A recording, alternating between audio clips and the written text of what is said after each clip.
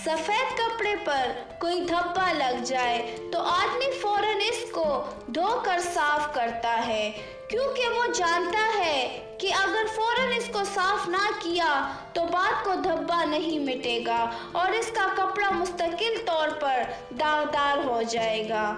ऐसा ही कुछ मामला आदमी के जहन का है। समाज में रहते हुए बार बार आदमी के जहन में कोई ना कोई बात आती रहती है। मसलन इंतकाम का जज्बा, हसद का जज्बा, दुश्मनी का जज्बा, शिकायत का जज्बा, नफरत का जज्बा वगैरह। ऐसे जज्बात और एहसासात बार बार हर मर्द और हर औरत के जहन में सुबह और शाम आते रहते हैं। वो आदमी को मनफी एहसासात में मुब्तला करते रहते हैं। ऐसा हर तजुर्बा गोया एक किस्म का नफ्सियाती धब्बा है। वो आदमी के नफ्सियाती वजूद को दागदार करने का एक वाक़िया है। इन नफ्सियाती धब्बों के लिए भी आदमी को वही करना है जो वो मादी धब्बों के लिए करता है।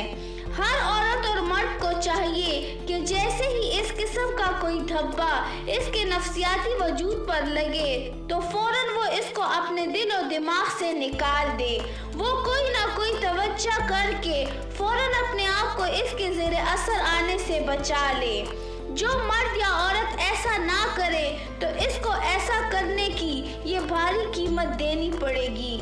वो नफ्सियाती धब्बे इसके वजूद का मुस्तकिल हिस्सा बन जाएगा और इसके दाखिली शख्सियत को हमेशा के लिए दागदार कर देगा।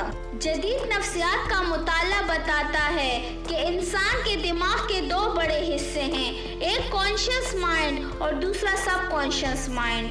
फिक्री निज़ाम के तहत ऐसा होता है कि जब कोई बात इंसान के जहन में दाखिल होती है तो पहले दिन वो इसके कॉन्शियस माइंड में रहती है।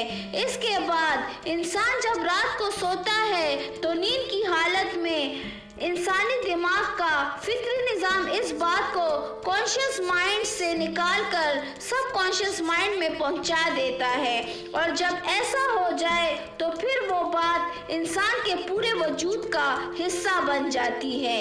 इसको जहन से निकालना बेहद मुश्किल हो जाता है। हम देखते हैं कि आम तौर पर औरत और मर्द दूसरों के बारे में शिकायतों और तलखियों में जीते हैं। हर एक किसी न किसी के खिलाफ मनफी नफ्सियात का शिकार रहता है, मगर ऐन इसी वक्त वही मर्द और औरत अपनी औलाद के लिए हमेशा मुस्बत एहसासात का नमूना बने रहते हैं। हालांकि हर मर्द औरत को अपनी औलाद से भी इसी तरह शिकायत के तजुर्बे होते हैं जिस तरह दूसरों से होते हैं, मगर तजुर्बा बताता है कि शिकायतों के बावजूद लोग अपनी औलाद के मामले में हमेशा मुतदिल बने रहते हैं, जबकि यही लोग दूसरों के बारे में मामूली शिकायतों को लेकर इसके खिलाफ हमेशा के लिए नफरत में मुब्तला हो जाते हैं। इस फर्क का सबब ये है कि लोग इन दोनों के मामले में दो अलग अलग अंदाज इख्तियार करते हैं। इनको जब अपनी औलाद की तरफ से शिकायत का तजुर्बा होता है तो इसी वक्त वो कोई ना कोई तोजीह करके इसको ख़त्म कर देते हैं।